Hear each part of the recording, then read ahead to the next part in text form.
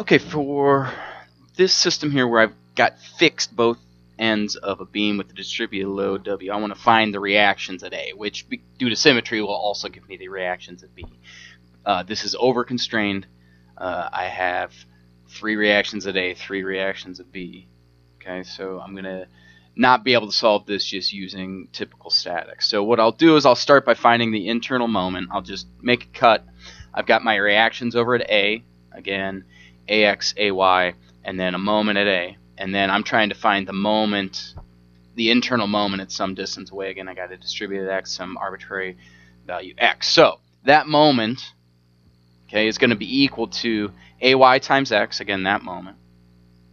Again, my moment at A, my reaction at A, that's one of the things I'm trying to solve. AY is the other thing I'm trying to solve. And then I also have the moment due to distributed load, which is W times X over 2, so WX squared over 2.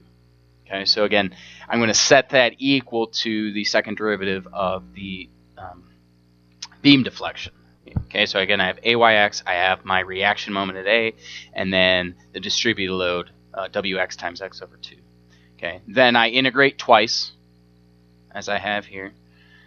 So again, I go AX squared over 2, MAX, and then WX cubed over 6, and then I have a constant integration. I integrate a second time to get to the beam deflection. Okay, so one more integration, I'll let you follow that. Again, I have another integration constant, C2. Okay, so what I'm going to do is I'm going to start applying boundary continuity conditions here. So the first thing I'm going to do is I'm going to know that the slope equals 0 at x equals 0, right? At point A, the slope as well as the deflection is going to be 0. So I do that and I go into this middle equation up here, plugging in x equals 0 everywhere.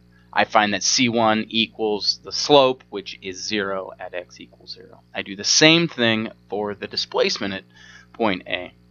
So this time I'm using the bottom equation here, plugging in 0 everywhere x is, and I find that C2 equals the deflection, which I know to be 0 at this point. So both my integration constants equal 0.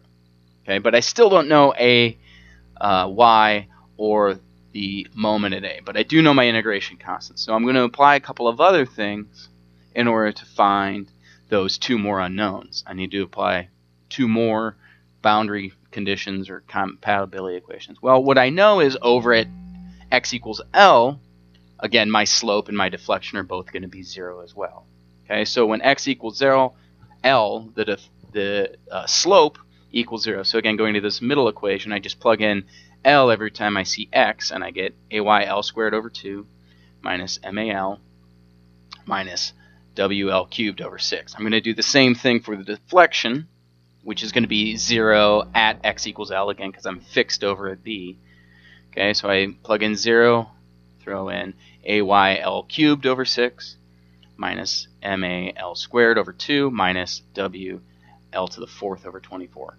Now what I have here is I have 2 equations with 2 unknowns in them, both AY and MA, which is what I'm trying to solve.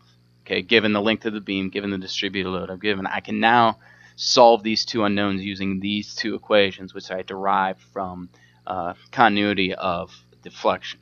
Okay, and solving those 2 equations for those 2 unknowns, I find my reactions equal there. So again, my approach on these indeterminate beams is to solve for the deflection and then use what I know about boundaries and continuity and different things. I can solve my integration constants and then add a few more from the redundant constraints, a few more boundary conditions to get a few more equations so that I can solve for what it is that I'm looking for.